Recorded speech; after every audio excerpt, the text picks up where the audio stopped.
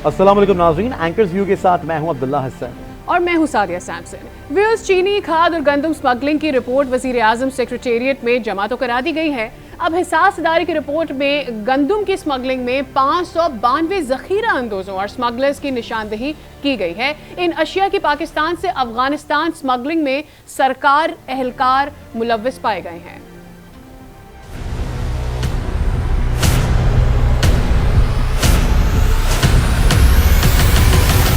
चीनी खाद और गंदम की पाकिस्तान से स्मगलिंग में सरकारी एहलकार मुलव्विस। हसास इदारे ने रिपोर्ट वज़ीर आज़म सेक्रेटेरिएट में जमा करा दी। रिपोर्ट में गंदम की स्मगलिंग में मुलव्विस 592 ज़ख़ीरा अंदोज़ों की निशानदही की गई है, जिसमें 26 स्मगलर्स भी शामिल हैं। रिपोर्ट में स्मगलर्स की मदद करने वाले सूबाई महकमों में तैनात 259 सरकारी एहलकारों का भी इंकशाफ हुआ है। पंजाब में 272, सिंध में 240, बलूचिस्तान में 15, इस्लामाबाद में 5 सरकारी एहलकार शामिल हैं। हसास इदारे की निशानदही पर 90,000 मेट्रिक टन से ज़ायद ज़ख़ीरा शुदा और स्मगल होने वाली गंदम तहवील में ले ली गई। चीनी की पंजाब और सिंध से बलूचिस्तान के रास्ते अफगानिस्तान मुंतकली में 148 ज़ख़ीरा अंदोज़ और 875 स्मगलर्स मुलव्विस पाए गए। नाज़रीन, रिपोर्ट तो आपने मुलाज़ा फरमा ली। मज़ीद आपको बताएंगे मुल्क भर में चीनी, गंदम, दीगर ज़र अजनास और खाद ज़ख़ीरा करने वालों के खिलाफ एक्शन जारी है, जबकि हसास इदारे की रिपोर्ट में गंदम की स्मगलिंग में 592 ज़ख़ीरा अंदोज़ों और स्मगलर्स की निशानदही भी की गई है। इन अशिया की पाकिस्तान से अफगानिस्तान स्मगलिंग में सरकारी एहलकार भी मुलव्विस हैं।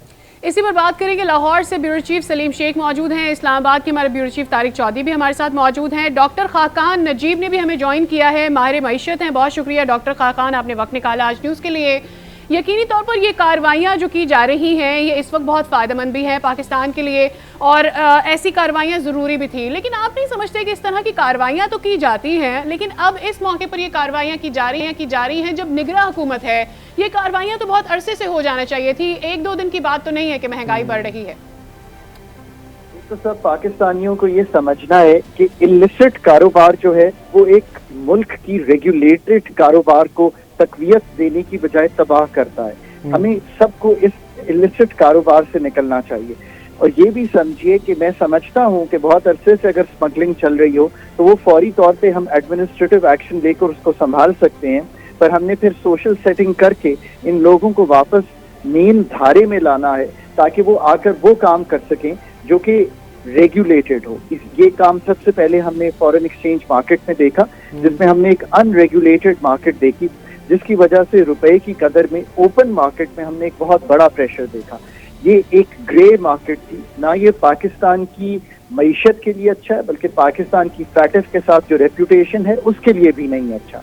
और साथ साथ हमने देखा कि उस मार्केट को जब हमने कर्व किया तो पाकिस्तान की जो एक्सचेंज रेट को तकवीयत मिली इन दी ओपन मार्केट।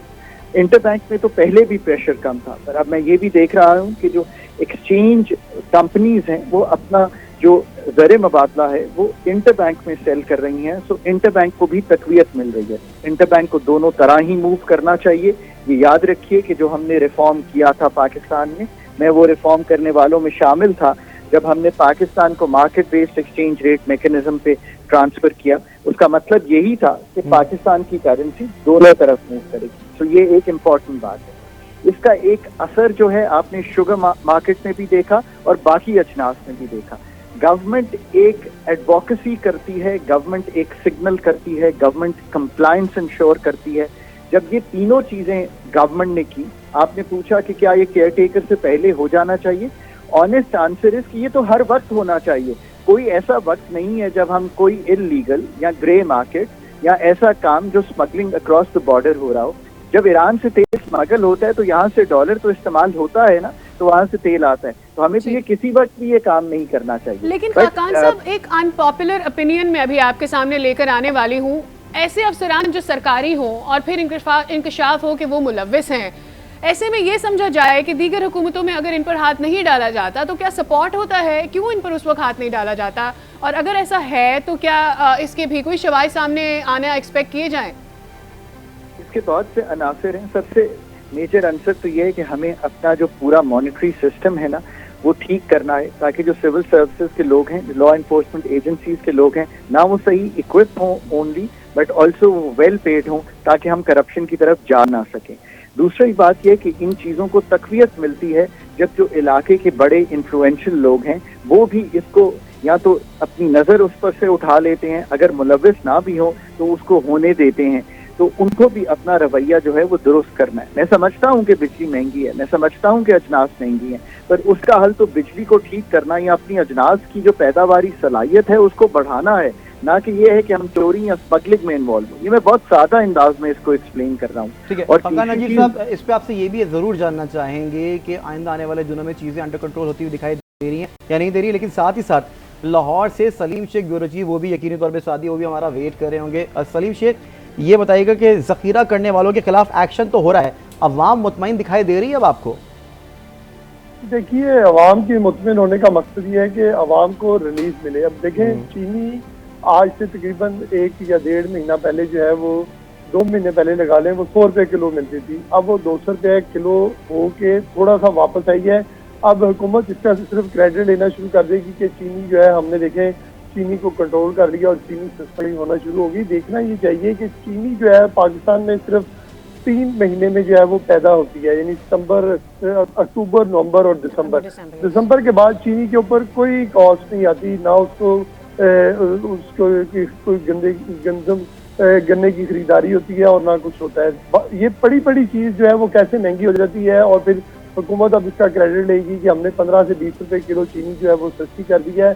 अब गंदम देखें वो महंगी भी हो रही है और उसको कोई पूछने वाला नहीं है। इसकी वजह सिर्फ यही है, जिस तरह खाकान साहब कह रहे थे, कि हमें अपने बॉर्डर सिक्योरिटी मैनेजमेंट जो है वो बेहतर करनी है। अगर हम इसको बेहतर नहीं करेंगे तो एक तो यहाँ पर किल्लत होगी और दूसरा जो है वो महंगाई होगी, और महंगाई जो है वो इसी सूरत में कंट्रोल हो सकती है कि हमारी बॉर्डर मैनेजमेंट जो है वो ठीक हो। लेकिन बॉर्डर मैनेजमेंट के हवाले से जिस तरह खाकान साहब ने कहा है कि हमें जो लोग वहाँ पर लगे होते हैं उनके पास ऑप्शन यही होती है कि या तो उनको तनख्वाह अच्छी दे दी जाए, अगर वो तनख्वाह अच्छी नहीं देंगी तो वो फिर वो एक माशरती बुराई यानी करप्शन में मुलव्वस हो जाएंगे। अब ये जो रिपोर्ट जो भेजी गई है इस पर एक्शन बहुत ज़रूरी है, और एक्शन जो है वो अभी उस तरह नहीं हुआ। बॉर्डर को सील तो कर दिया है, लेकिन अगर ये डॉलर का हवाला और हुंडी का काम बिल्कुल ख़त्म कर दिया जाए ना, ये एक इस पर तजवीज़ देना चाहता हूँ कि हुकूमत जो कि ये कहती है कि डॉलर का ओपन मार्केट रेट ये है और जो बैंक रेट है वो ये है।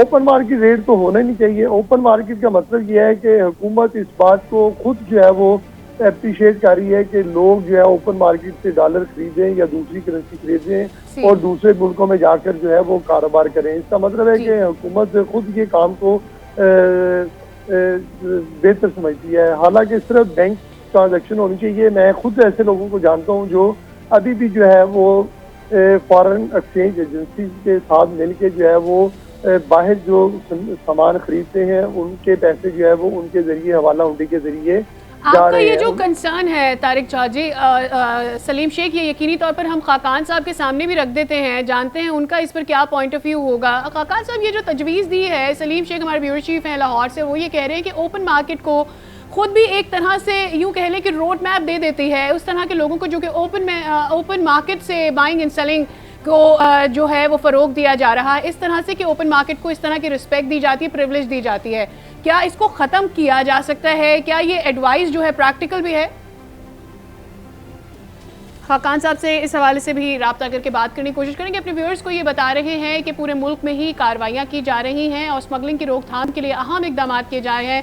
रिपोर्ट जो सामने आई है उसके मुताबिक सरकारी मुलाजमीन और सरकारी अफसरान इस तरह की स्मगलिंग के अंदर अपना किरदार भी अदा करते हैं। अब इस हवाले से कार्रवाइयाँ भी की जा रही हैं, लोगों की गिरफ्तारियाँ भी अमल में आ रही हैं और उसके असरात जो हैं वो हमें नज़र भी आ रहे हैं, क्योंकि मामूली से शुरू होने वाली प्राइस जो कि नीचे आ रही थी, अब उसमें हम तेज़ी से फ़र्क देखना शुरू हो चुके हैं। बिल्कुल सलीम, की पाकिस्तान से अफगानिस्तान स्मगलिंग में सरकारी एहलकार मुलव्विस भी पाए गए हैं, कोई गिरफ्तारियाँ भी अमल में आई हैं क्या?